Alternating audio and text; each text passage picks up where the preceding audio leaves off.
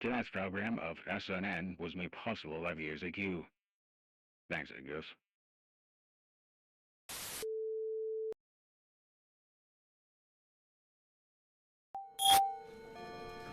Thank you. Thank you.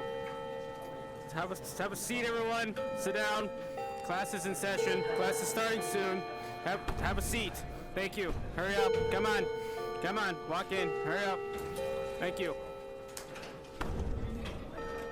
Yes, I'll grade that later. Thank you. Just keep it in your desk. Thank you. Everyone settled in? Good. Nice.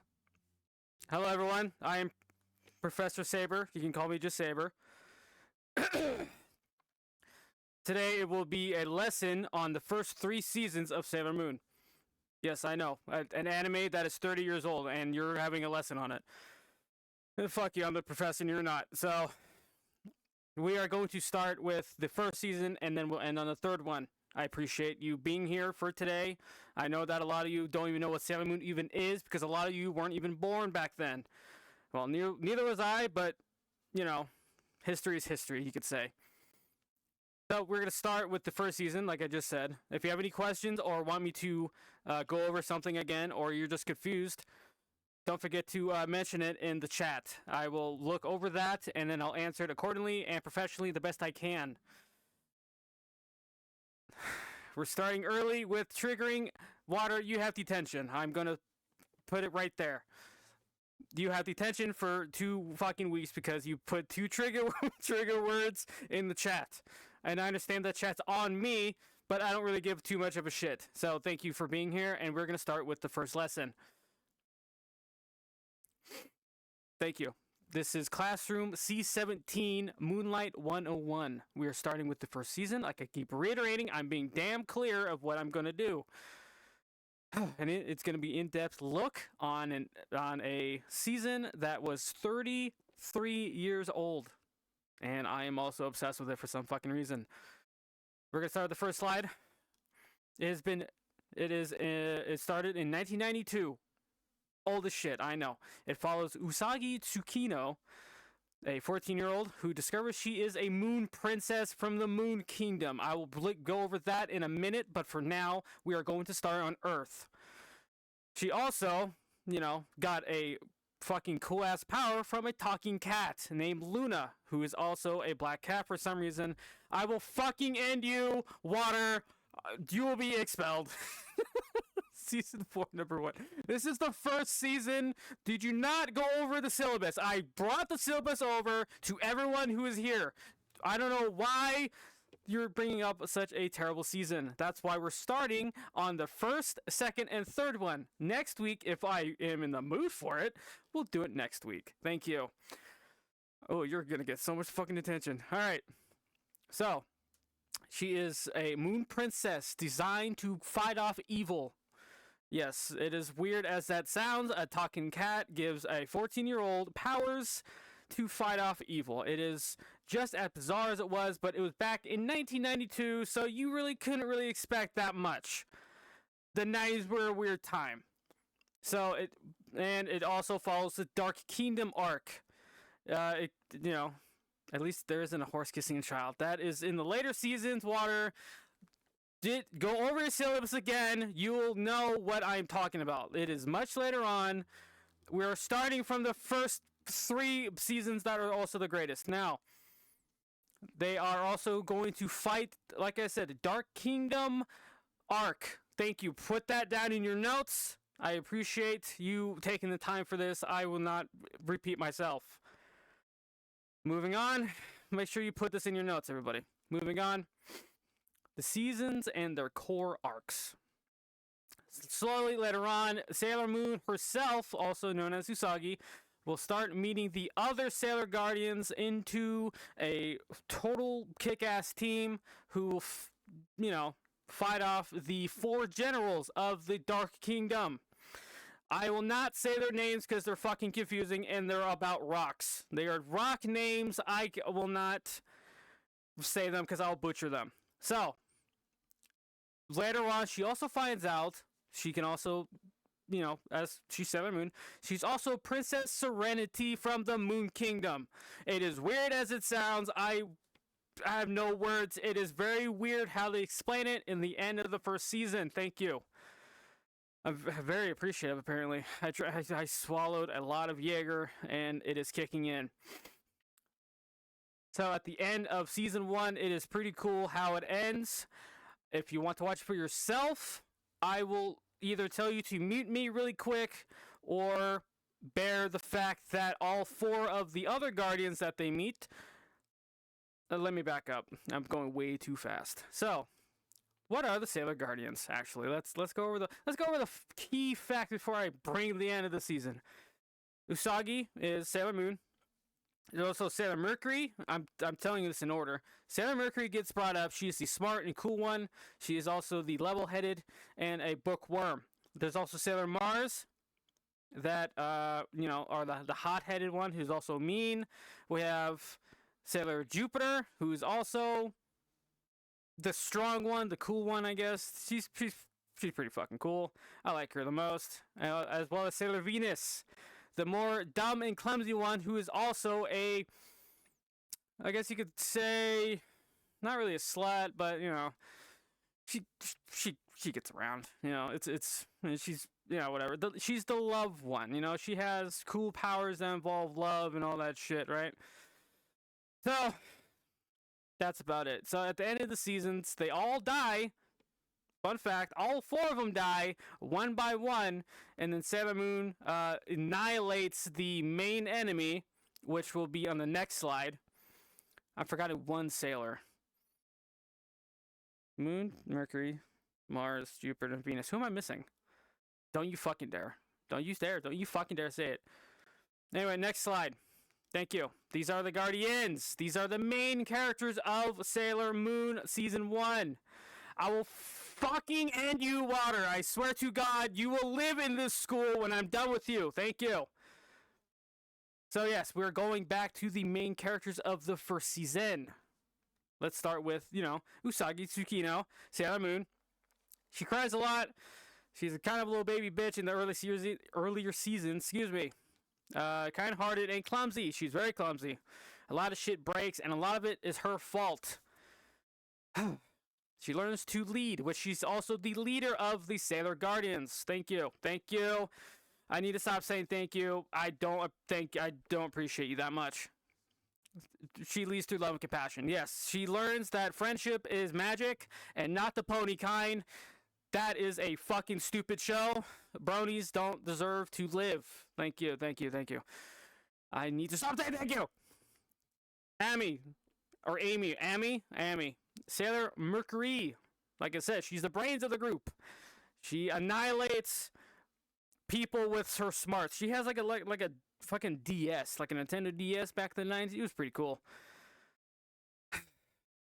I'm not even gonna say that word. She's also very calm. She's, like I said, she's a level-headed one. She is the one who figure out a bunch of crazy shit, and they pull it off pretty nicely. I like Sailor Mercury a lot. Sailor Mars, or Ray. Like I said, she's the hot one, because fire is hot. Ha ha ha, funny joke. She's spiritual. Her powers are really weird. She exterminates, exorcise. She exorcised the demons, or you could say. She has like this paper thing. It's like a tail, like those paper spirit annihilation things, whatever you call them. I don't fucking know. She's pretty cool. What the fuck was that? Toot-to-do, indeed. You're welcome. Damn, I really moved everything to the front. Why is my... Anyway. Let's see. Back to that. Stop distracting me. You'll get attention again. Yes, she challenged Usagi a lot. They butt heads all the time. They are very dynamic in their friendship. And by that, I mean Sailor Mars likes to trigger Usagi all the time. It's kind of funny. And then Makoto, also known as Sailor Jupiter. She's the strong one. She's the one who kicks ass. She's also the tallest one, which was very off-putting in the 90s. Like I said, the 90s were really a weird time for anime because it was not really that popular. But Sailor Moon broke a lot of grounds. I'll get to that in a couple seasons. She's also the one who does lightning. She is the lightning one because apparently lightning is strong. That's all I can say to that. I don't really know. Yeah, she represents physical strength and emotional vulnerability. She's also the big loner of the group because she's tall, and anime guys don't like tall women, especially if they're in the 90s. I don't know why. That is weird as shit to say. Sailor Venus, or Minako, or whatever. She's a veteran of the group. She is... here's a side note. She was probably the first Sailor Guardian to become a Guardian, and that's later on in the season. It's not really explained why, but later on it kind of shows why she became a Sailor Guardian really quick. It's pretty cool that there's a lot of foreshadowing. There is a video game made about her named Sailor V in the anime. I don't know why, but it is what it is. Am I going too fast, or do we need any questions or anything to go back on? Am I going too fast, people? Come on, let me know. So yes, Sailor Venus. She brings confidence and unity. She is the last of the 5 people to be a part of the group. She's the one that ties everything together. It started with, like I said, in order. It started with Mercury, and then Venus. It started with Mercury, and then Mars, and then Jupiter, and then Venus. Thank you, yes. Oh, God fucking damn it. I will take a shot if I say thank you one more fucking time. And then there's Mamoru, or Tuxedo Mask. He was found much earlier in the season, as soon as episode 1. Episode 1 is when Tuxedo Mask was introduced, but no one knew who he was. Not even Sailor Moon herself knew the fuck who that was, but it's pretty obvious because Tuxedo Mask and Mamoru kind of look pretty similar, and you were easily able to put 2 and 2 together if you weren't a complete dumbass. My fire alarm going off, or someone else's fire alarm going off? My house is on fire, and I'm going to keep doing the presentation. Why are they named after planets? The reason, it was never really explained why. It's something to do with like powers or some random shit like that. It's not really a pinpoint reason or a canon reason why, but it was just really, it was easy to differentiate them, and it was easier to name them. I believe, if I'm not mistaken, it will be introduced in the later seasons much easier. Again, this is season 1. No one knows about shit or anything. What's the other question? And why is the moon named after the moon? I don't fucking know. Because people are like, damn, that's the moon. And then people are like, okay. The Moon Kingdom, it's not explained in the anime very well. I don't know. I don't get it. I don't understand it very much. But it is what it is. They're just cool names, and they're easy to differentiate from one another. Let's see, what else? There's also Luna, the cat. If you could see, let's see if I can point her out. The cat is the one that gave Usagi the power to become Sailor Moon. All because 2 kids were probably beating up the cat, and Usagi saved Luna and ripped a band-aid off that showed a crescent moon on the cat's forehead. And miraculously, that's who Luna was trying to find. And then as soon as the band-aid got ripped off, she got all powerful, and the cat can talk. That fucking cat can talk. Pretty weird, right? The cat can talk. What's next? Queen Beryl and the 4 Generals, the main enemies of Season 1, also known as the Dark Kingdom arc. The Queen wants human energy, if I am not mistaken, to wake up a much bigger enemy that the Queen wants to awaken to take over the world, or just Tokyo. It's never really explained who or where they wanted to take over. Again, not a lot of context considering it was a 1992 anime, and they wanted a anime adaptation of a very popular manga that was made in 1990, if I'm not mistaken. Either way, yes or no, it is what it is. And we're going back to the 4 generals, the 4 people who are Queen Beryl's um, lackeys. They are the ones who collect the energy for Queen to wake up the big baddie behind her. It is really weird for a 90s anime, but again, it was the 90s. Next slide. The core themes of Season 1. I will go over what, why, and how Season 1 became so popular. Love and sacrifice. Usagi's power doesn't come from strength, but her willingness to sacrifice everything for others. One big thing about Sailor Moon is she sacrifices everything she can to make sure the people around her are safe and happy and all that shit. She's willing to do whatever she can to save the world. It's obvious how. By sacrificing everything, I guess you could say. Is there any other questions? Am I going too fast for you people again? No, we're good. All right. Emotional honesty. Your crying is not a flaw; it's a heart for strength. Which as I put that, I was pretty conflicted on putting that there because she is a crybaby as fuck in the earlier seasons of Sailor Moon. But later on, she stops crying and actually gets her shit together, pulls her pants up, and kicks Sirius fucking ass. But again, if you are a teenager and a cat gives you powers and tells you to save the world with a bunch of crazy ass enemies who want to kill you, I think you'd cry too. But that's just me. I'm not you. Reincarnation and destiny. The Guardians' past lives add emotional weight and tragedy to their mission. I believe it explains in the first season. It explains that the Queen is a big baddie who attacked the Moon Kingdom, and the Queen, Usagi's mom, bottled them up in a bubble. The five Guardians, the fucking Tuxedo Mask, the cat, they threw them on Earth to save themselves because Queen Serenity wanted to protect Princess Serenity. I think they should have the same name.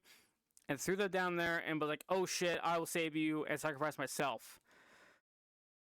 So yes, they got reincarnated. And they decided to be like, oh shit, I'm going to be a Sailor Guardian because a cat told me to. That's as easy as it gets for a 1992 anime. Am I wrong or am I right? The power of friendship. The Guardians' bond is what ultimately keeps Usagi going even when all seems lost. In the last 2 episodes of Sailor Moon Season 1, they all fucking die. One by one, there are these knockoff Guardians decide to come out of nowhere because the Queen told them to. After the Guardians find out where the castle is, I guess you could say it's a castle or a cave, I don't really remember. It was in the middle of the fucking winter wasteland, and these Guardians, the evil Guardians, kill off the original Guardians. And Usagi was pretty much powerless to save them. So they're like, oh, I'm dying. Do it anyway. I will die so you can keep going. So for a little bit of backstory, the silver crystal is what the Queen wanted all along to make sure that the big baddie behind her wakes up and takes over the world. The silver crystal is the thing that powers Usagi to become Sailor Moon. Is that any way confusing, or am I making myself pretty clear? Okay, nothing. Got it. So originally, for some godly unknown reason, Usagi is like, hey, I'm going to take the crystal with me, and we're going to annihilate the Queen herself. So as they pursue to the castle, they each die one by one, and Usagi is the last one alive. So the Queen comes out of her place. Mind you, they already annihilated the other 4 generals. I will not tell you why. If you want to watch it yourself, by all means. It is free on platforms, or you have to have a subscription to watch it, yada, yada, yada. So as the Queen comes out of her castle, and she's like, oh shit, it's Usagi it's Sailor Moon with the crystal. I'm going to take it from you. Usagi's like, yeah, bitch, watch this, and slams the crystal in her moon wand, I think it's called, points it at her, and fucking fires a nuke. She annihilates the Queen. She fucking dies as well. Like, everyone's dead, but the ghosts of the other 4 Guardians power the crystal with Usagi, and points it at her, and then it just shoots out a giant fucking beam that kills Usagi and annihilates the fucking queen. It is probably the coolest fucking part of the whole show. I don't know. Or watch an anime. Yeah, there's many ways. It is a 30-year-old anime. I'm not gonna beat around the bush here. There's many ways to watch it. I have it on Blu-ray because I'm that big of a fanboy. Excluding my tattoo and my apparel and my shit on my wall. I kind of like Sailor Moon a little bit. I couldn't tell you why. Next slide. Why it still resonates even though it's 30 years old. Sailor Moon was revolutionary, not just for magical girl anime, but for emotionally driven storytelling in anime. Sailor Moon was probably one of the first magical girl animes to ever be aired on TV or be fucking made entirely. Sailor Moon is a pioneer that makes the other the other magical girls not even come close. Especially for a 90s anime, because a lot of the earlier shit, pretty fucking weird, other than Gundam. It was either Gundam or Fist of the North Star or other old ass shit like Akira. You know? Pretty cool shit. And it was a girl anime, which I disagree with, but you know, back in the 90s, it was either boy shit or girl shit. That's why Nintendo put it in the boys section in the toy aisle, because boys play video games, and that's what shapes our world today. A little backstory of the NES. They marketed it as a toy and put it on the boys section in the toy aisle. That's why video games are considered toys. How did they come back to life? Great fucking question. That's a great question. The first season of Sailor Moon, they all fucking die to sacrifice themselves for the greater good to stop the queen from taking over the world. No, anime is a girl anime, all of it's masculine, because they look like pretty princess. That's why all my Fortnite characters are all girls, because I like to look cute while I kill other enemies. I believe this is the last slide of this season. Nope, go that way. Yes, that is the last slide of season 1. Now, I'll explain why or how they come back for season 2. So, in the meantime, if you have any questions, do you have any questions for season 1? Because I kind of really brushed over season 1 because it's really a pioneer and a staple of all of 90s anime. It really brought the anime to life because, again, like video games back in 1986, where the big drop of video games happened, it revolutionized storytelling in itself. Fun fact I love that the creator of Sailor Moon is a woman herself. It was pretty fucking cool. A girl wrote all that. So, it was pretty fucking nice. Now, let me slide over to the next season. If I remember how to. Let me move over to off screen so I can tell you what the next season's going to be, because I didn't hotkey that one. Okay. Load, you motherfucker. There we go.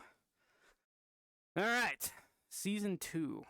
We're going to talk about Season 2 now. So, basically, I just imagined the last time was going to be Season 4. We don't talk Season 4.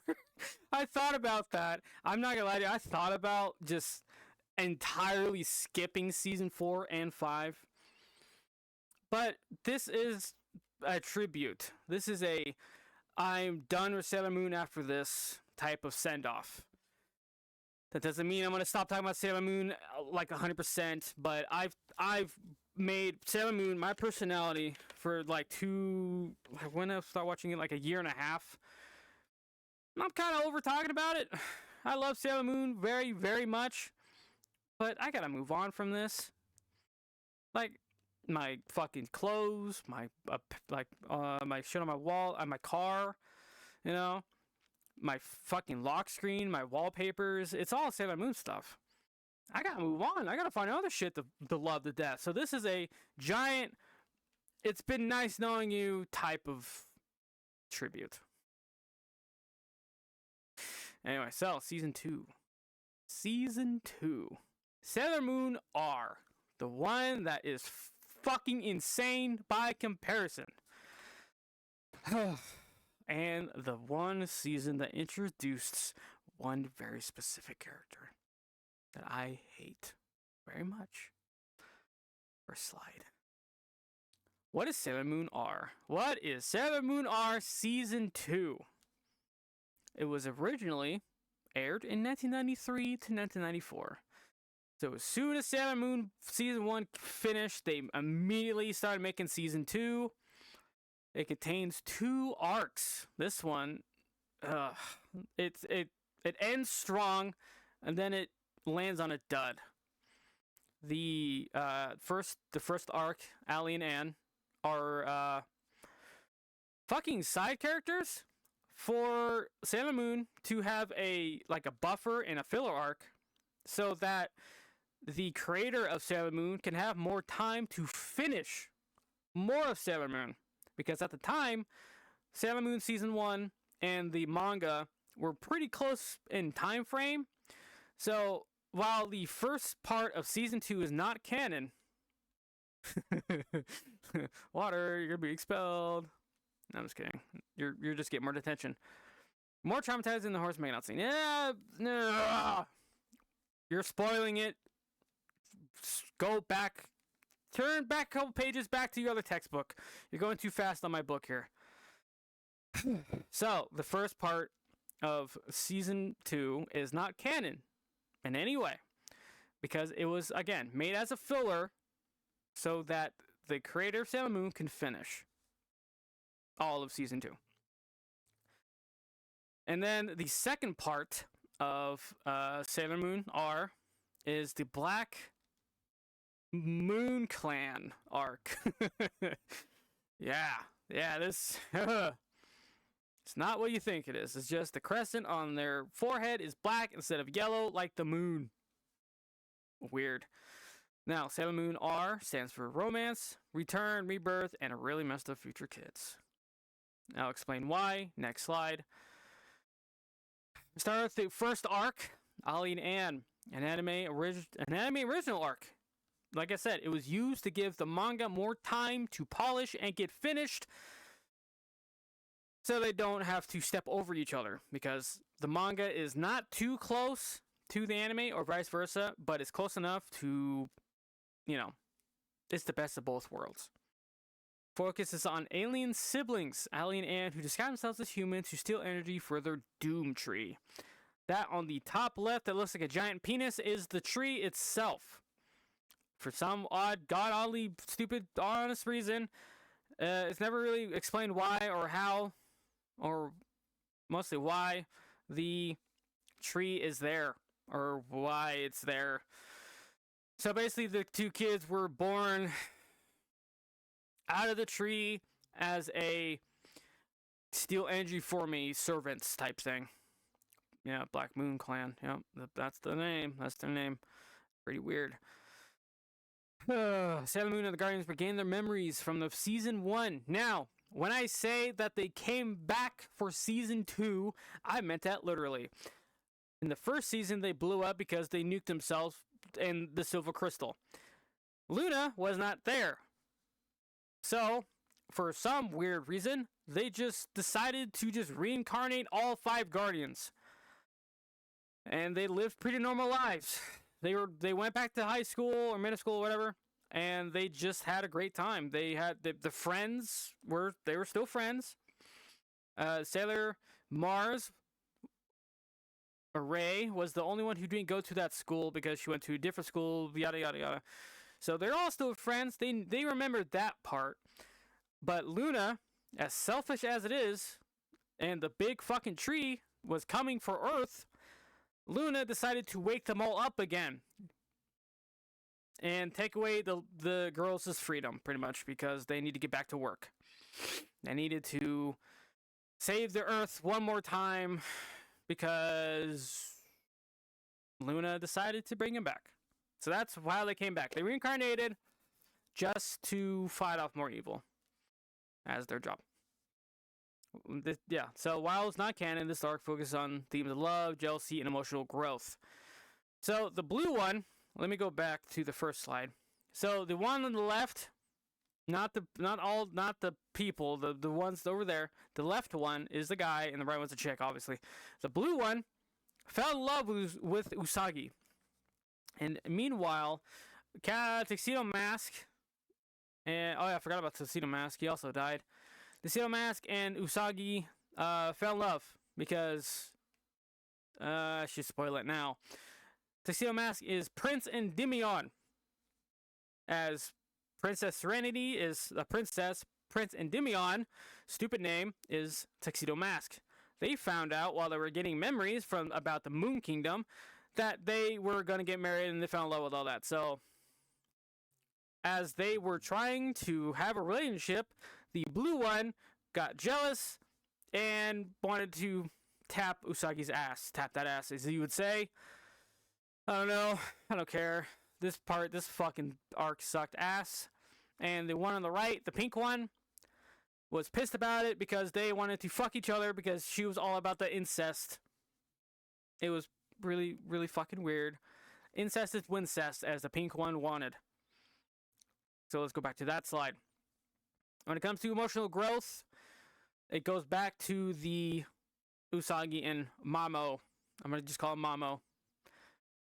They had a big relationship. The blue-haired one got jealous, and that's basically how it is. It was nothing really too deep, but it is what it was.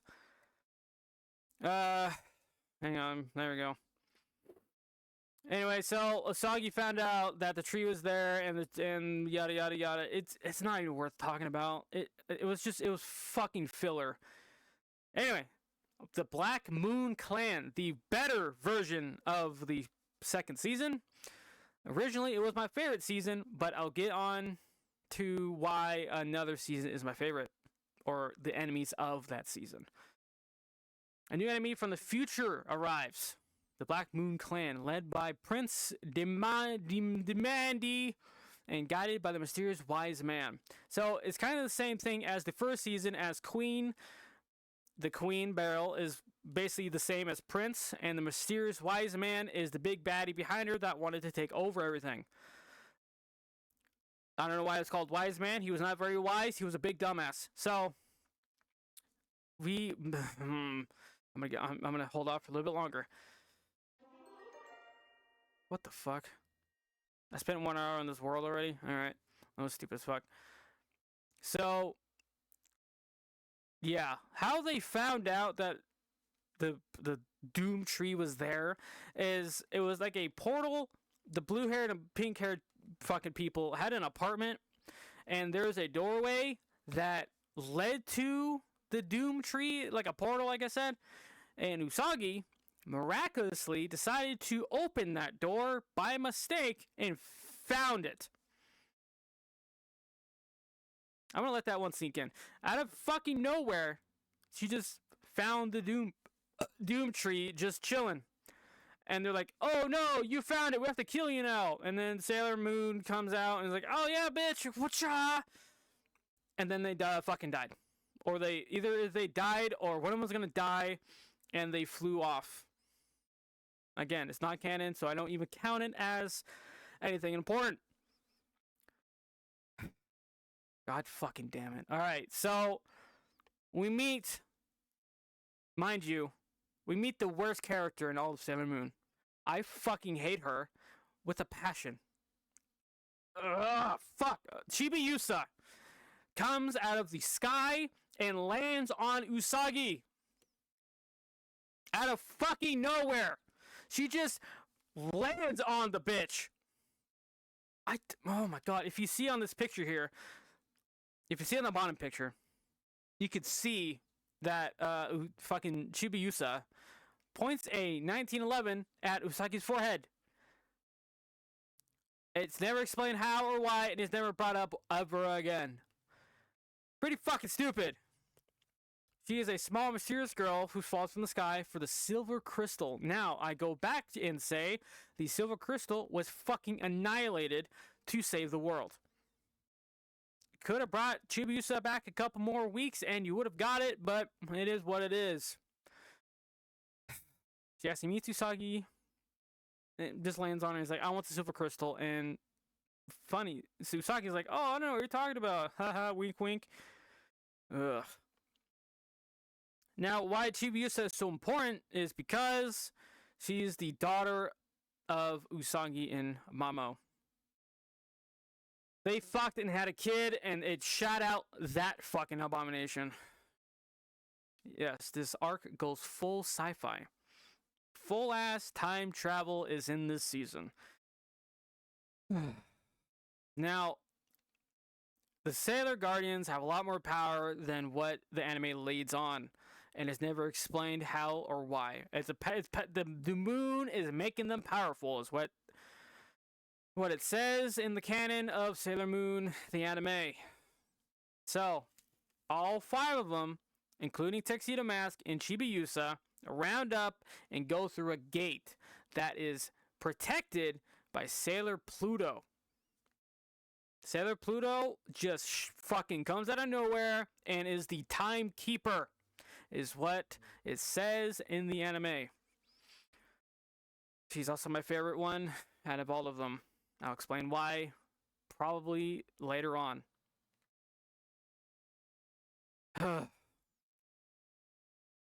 I hate the season because it introduced her. So yes, they all go to the future. I believe, if I'm not mistaken, it's 1,000 years into the future, and they go to Crystal Tokyo. Yeah.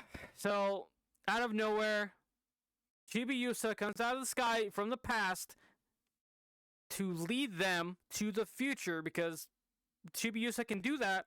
She can just do that. Goes through a time gate protected by Sailor Pluto to go to the future of Crystal Tokyo, where Queen Serenity is there in the giant fucking crystal you see on the screen now. Right? Season 2 goes fucking ballistic. It is pretty fucking insane why this happens. And another reason why I love the anime so much, because it's just so batshit crazy. It's pretty impressive. Next slide. Wrong way. So, yes, Chibiusa, a piece of shit asshole time traveling daughter. She starts annoying, she never stops, and ends up a core emotional pillar. I don't know why I wrote that. I pretty much put in Google, try to make Chibiusa not sound like a giant piece of shit, and that's what it came out of, and I'll take what I can get. So, the new enemies, who also are from the future, go to the past as the same as Chibiusa to steal the silver crystal that got fucking annihilated. So, again, if you go to the past a little bit longer, a little bit farther in the past, you could have got the fucking thing, but you went to the one time and it got blown the fuck up. Smart enemies, right? Super smart dumbasses. Whatever. So, I'm gonna... So, Saphir, Esmeralda, Rubius, and Demandi. The elite Black Moon Clan generals, each with unique ambitions and tragic arcs. Now, when I say that they're really not that important, I really mean it. Like, if you see on the picture now, they're all there. The green one is in the middle is my favorite. I love her. She's and the one on the bottom right too. The purple one and the green one are my favorites, but a lot of them are just they're okay. And then there's the green one on the top right, who she died hella fast, and then there's the 2 twins on the left side.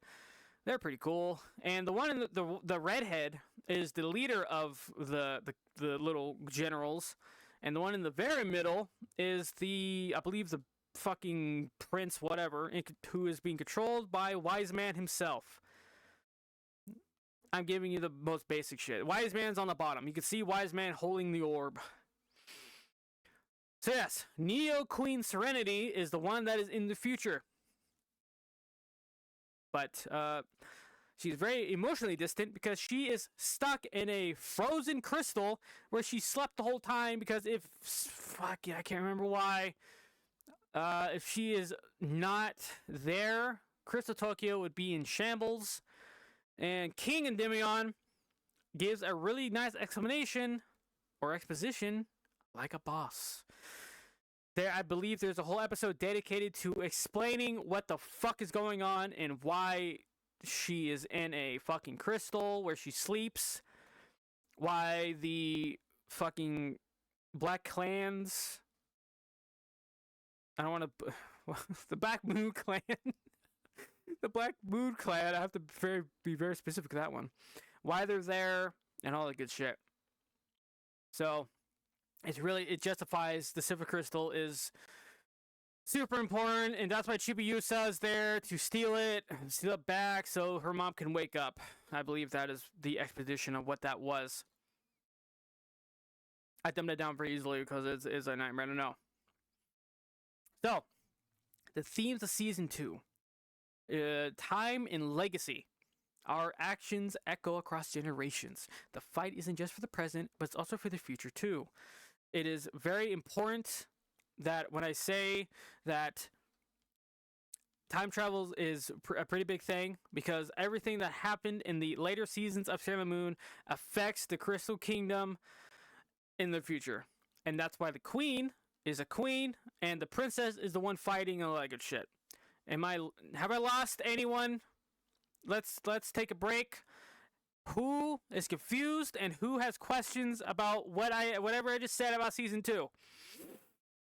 I will stop and answer those questions very quickly if you give them to me if you're confused about anything about Season 2. We'll have a test on this later in the day. So ask up. I'm not gonna be the one who fucking shuns you for. Oh my god, this world is fucking irritating. It's giving me fucking achievements. So yes, if you have any questions, let me know. So everything that is going on in the future, as well as the past itself, and that's why they're in the past to prevent shit from happening in the future, and why Queen Serenity is locked in there for safety's sake, if I'm not mistaken. The family introduced family dynamics between Usagi, Mamo, and Chibiusa. Again, Chibiusa is the daughter of Sailor Moon and Mamo himself. So that's as far as that'll go. And yes, for a 90s anime, that was very important because animes were weird, yada yada yada. So they try to bring values into a show that Chibiusa did not need to be a part of. I skipped over. I'm not gonna skip over it, but the redemption of Chibiusa and even some villains face growth and humility. Same thing. Humility too. In the way how the 4 girls or the generals that decided to become bad get their ass beat by the 5 guardians, and they have a giant redemption.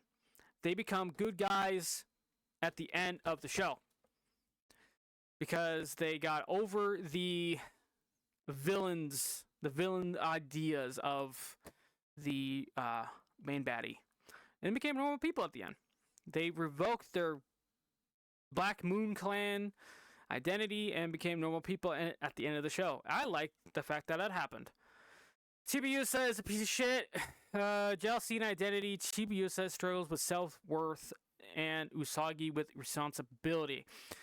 When I tell you that Usagi was very displaced in the future, the past Usagi, the princess, came to the future and saw the queen of herself.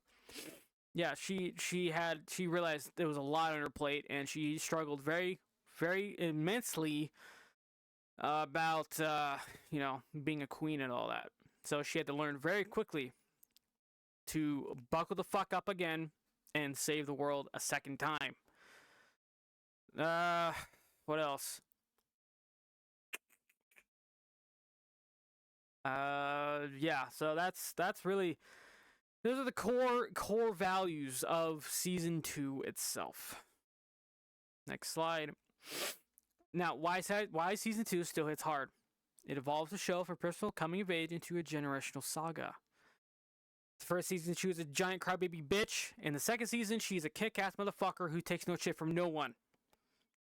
And I'm just talking about Sailor Moon. The other ones also kick serious fucking ass. Shows the price of power and how trauma affects both the past and the future. Need I say more? Like I said, the princess is the one kicking ass while the queen decided to take a big ass nap in her crystal palace, because if she doesn't, the world will fucking implode or whatever. Chibiusa's Girls is one of the most surprising and satisfying arcs in the early seasons. I hate Chibiusa so fucking much, and I can write a novel about how much I hate her, but it really shows self-worth. Because in the earlier part of the show, she was a giant piece of shit. I hate you, you're not my mom, but you really are. And it really does help her as a character to grow and to realize that what's at stake and how important a lot of this shit is. Yeah. So the time travel stakes elements elevate the narrative while letting the characters remain grounded and emotionally raw. With that being said, what that means that even though the future is going to happen regardless, you must take in what you have right now. I'm not just talking about planning and setting shit up. I'm talking about whatever happens, you need to adjust, and you need to, sacrifice, and you need to just do all that cool shit so your future will look better in the end. Have I made myself clear with season 2? Is there any questions or anything? You guys are very, very quiet classroom today. I know it's not a very interesting anime, but it is very passionate to me that I let this fucking go. I need to talk about other anime, so this is mostly for me. But if you guys are want to be a part of this, don't hesitate in any way, shape, or form. Now, with that being said, I'm going to move on to the third and final season of this lesson for today. Season 3 is not my all-time favorite, but pretty close to be my favorite. So, yes. Ugh. It is a very fun time. I'm going to get off screen again because I forgot to press escape. And then I forgot some hotkeys. So let me get out of this. Don't mind me. Yes, click to exit. Yeah. Season 3. Yes, here we go. Season 3. Probably one of the coolest seasons, or the most damning. Either way. Why can't I see it on my screen? There, you fucking asshole. Alright. Stop. Okay. Season 3. Sailor Moon S. Sailor Moon S is what really ties Sailor Moon together. Because I'm pretty sure you're gonna ask me, what, Saber, you fucking piece of shit? Where are the other planets? Is there like 3 more? First off, rude. Don't yell at professor like that. And second, yes, there are also Uranus, Neptune, and Pluto, who makes a comeback for whatever reason. Next slide. What is Moon S? Okay, Sailor Moon S, also known as the third season, was aired between 94 and 95. It introduced the Outer Guardians, Neptune, Uranus, and Saturn. And I should have said Pluto. There are 4 fucking planets. Well, Pluto doesn't count anymore because it's not a planet anymore. This season centers around the search of the 3 talismans and the threat of the mysterious silence. I'll explain what the silence is later on in the slides. Fun fact, if you can see on the screen right now, the 3 talismans are what the 3 guardians are holding on the top right of the screen. Make sure you write that in your notes so you don't forget about that later, because I'll quiz you on that later on. Next slide. The story setup. Also, my favorite enemies. which is 5 or 6, which is 5. There's five of them. And the enemy called the Death Busters, who I love to death. Haha, funny joke. I'm hilarious. Led by Professor Tomoe, and the alien entity Mistress 9. Mistress 9 is the one on the far right, or left, of the screen. They seek to awaken a being destruction called Pharaoh 90, which is also the same thing. Mistress 9 is the hot chick on that, like right there. The Outer Guardians believe that awakening Sailor Saturn will lead to global annihilation, and they're willing to kill to prevent it. Yes, murder is involved in this anime. Groundbreaking for a 90s anime. Again, it is fucking insane what they bring to the table in the mid-90s.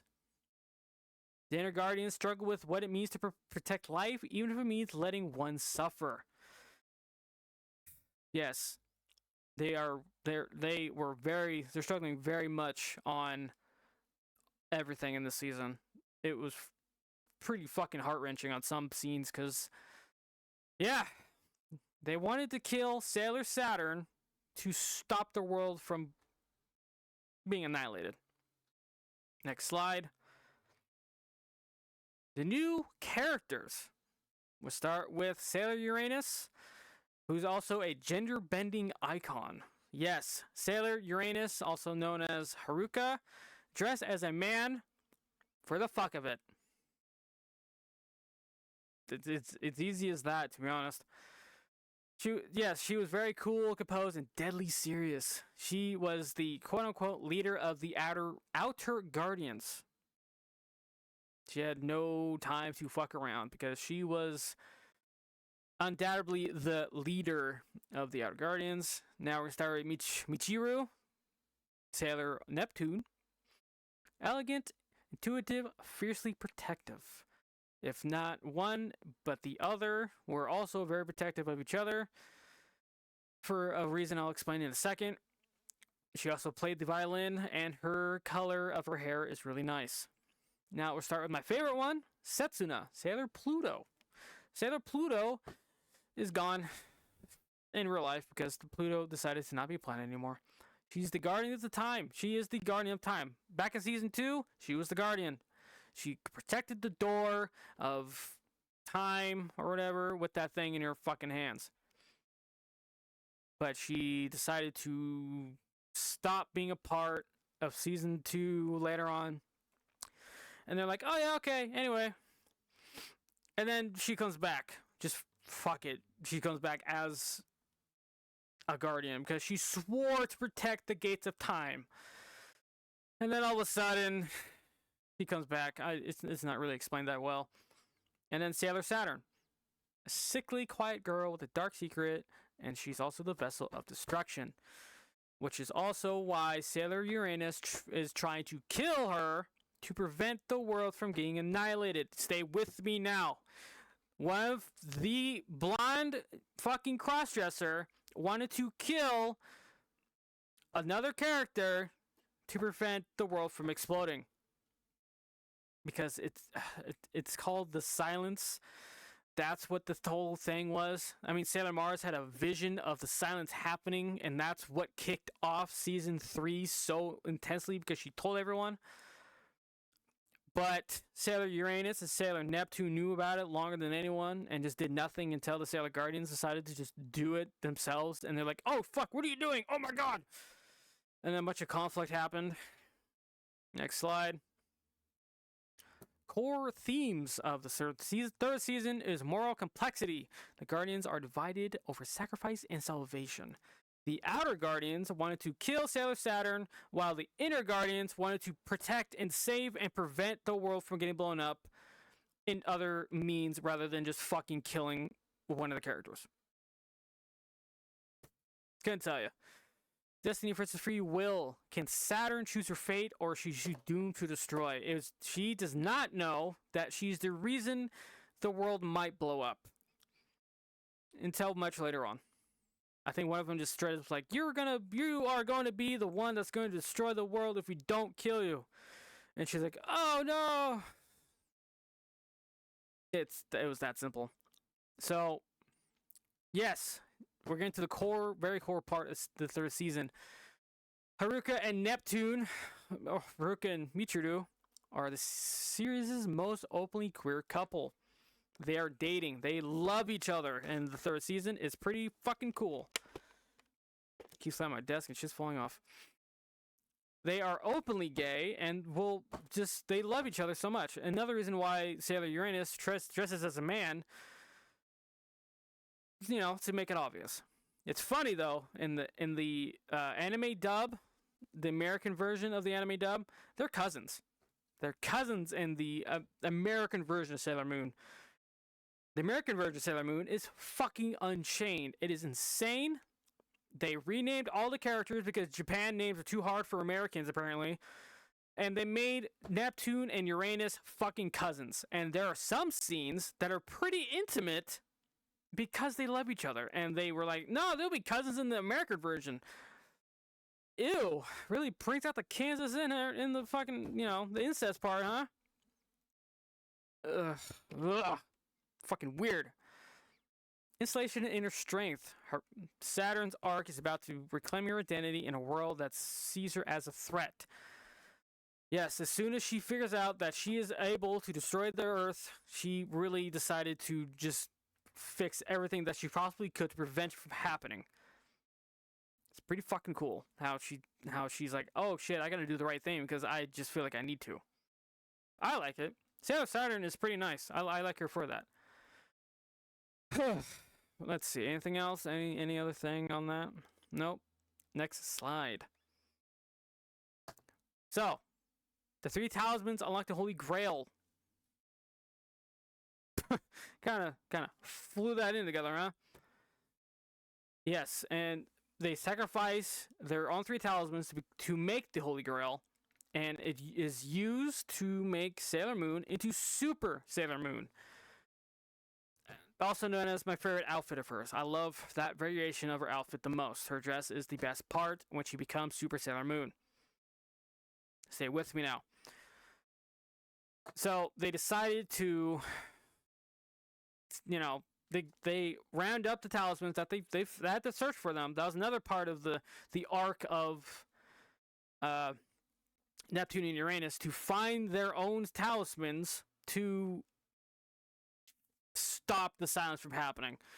And if we go back to the slide where Sailor Pluto has her little staff thing, that's the third talisman. The very top is like the heart-shaped shit.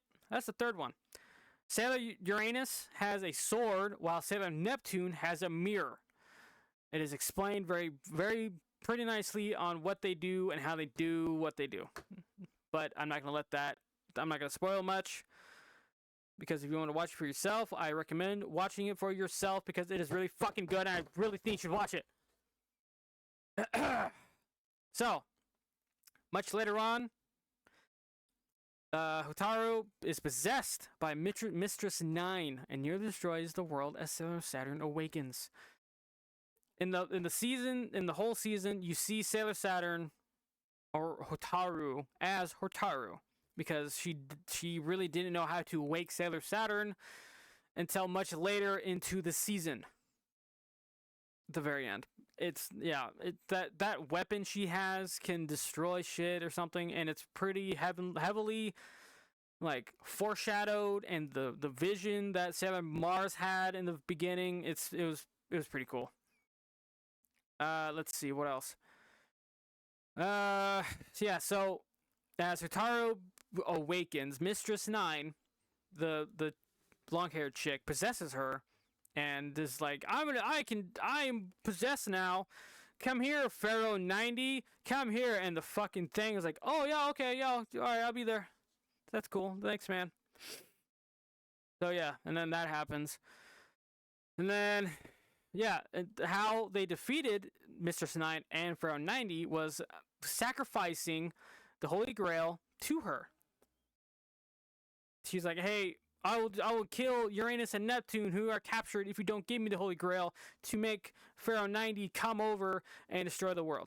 And Sailor Moon was like, bet, bitch. here you go. And then it's like it instead of like working with Mistress 90, it like works against her, and then she fucking dies. I was really drunk when I watched it, so I can't really remember too much. But that's kind of how it happened, and it also destroyed Sailor Saturn on top of that because of the possession, and the Holy Grail destroyed Mistress 90, and as being possessed by Sailor Saturn, it also annihilated her. Pretty cool shit. But in the very end, as you can see on the left side, on the top right of this Sailor Saturn is reincarnated as a baby, and Sailor Uranus and Sailor Neptune take the baby and drive away to start a family. Very, very, very nice ending to the show. I loved it very much. It is very adorbs. Hashtag adorbs. And it was a pretty nice ending to the season. I enjoyed the season pretty much. Pretty much was a good season. Pretty well. Now, why the third season is one of the best, despite having GBUs there. The season matures the show significantly. It's darker, smarter, and emotionally more complex. It tackles more important themes of Sailor Moon's maturity, how to become a leader, and just how to all in all kick serious ass. And Sailor Mars learned to stop being a giant bitch to Usagi. Sailor Mercury didn't change much because she's just a giant smartass. Sailor Jupiter became stronger, and Sailor Venus became, dumber. There you go. So yes, it is very nice how they emotionally grew up in the season, because in the first season, Usagi was a giant crybaby bitch, but in the third season, she knew her role, and she became one of the best leaders in the whole fucking show. Like, there's no one else could be a leader better than her. Anyway, so I can get off my knees from all that sloppy shit I gave her. It's a lot darker too. It's a lot darker. Witches 5, my favorite enemies, they fucking kill each other to get to get the spot of the previous fucking witch. I would say the orange one is my favorite, but the red one died the best way. I'm not gonna spoil anything because I'm giving you the most bare ass fucking context, so I can recommend you watching this for yourself. It is one of my favorite shows. Like, it is. I have a tattoo of it. You've seen it. It's pretty nice. So, as the 90s was very homophobic and very anti-gay, Sailor Moon said, fuck it. Let's push on that. So they made Haruka and Michiru as openly gay. That still hold up today because they are that dynamic and that mature. They are that mature about a lesbian couple that it was so naturally put in there that you didn't even notice.